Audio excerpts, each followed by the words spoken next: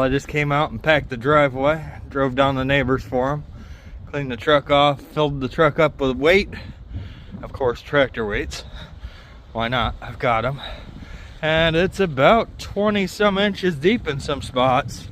Side of the house over here is at least 2 foot deep.